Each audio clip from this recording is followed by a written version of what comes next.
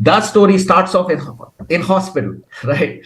So when I was in hospital, I was going through some treatment. You mind if I smoke? And Have at it. Have at it. We do. all right, okay. So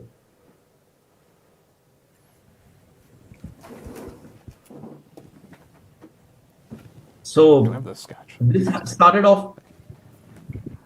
So this started off in hospital, and there was this Air Force officer, right? He was a youngster. He must be around 25, 26 years of age. He was in the hospital room next to mine.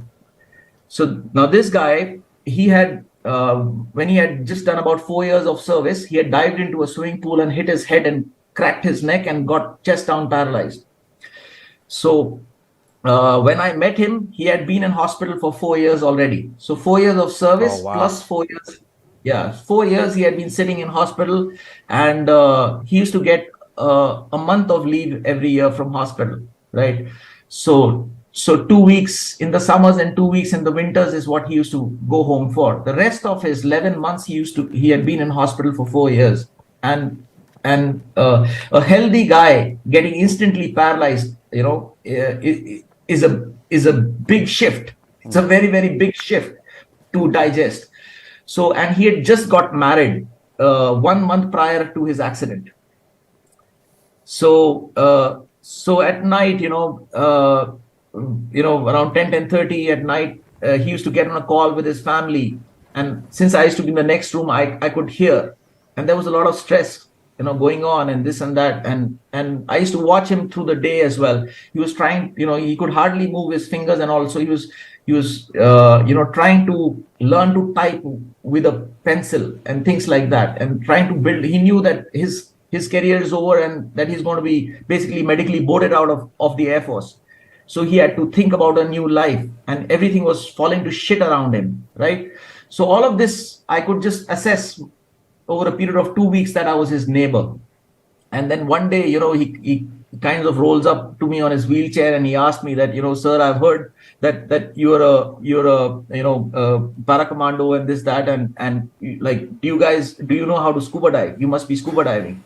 So I said, yeah, we do, and things. So he said, can a person like me also scuba dive? So this is back in 2015.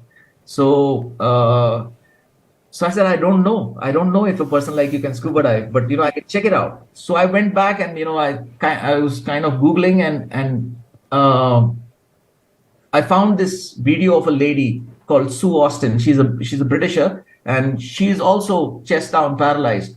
And I found a video of her on YouTube where she was on a wheelchair, and she had a scuba cylinder strapped to the back of her wheelchair, and she had propellers, and she had a wing that she had created on the wheelchair, and she was wearing a dress, and she was doing ballet underwater.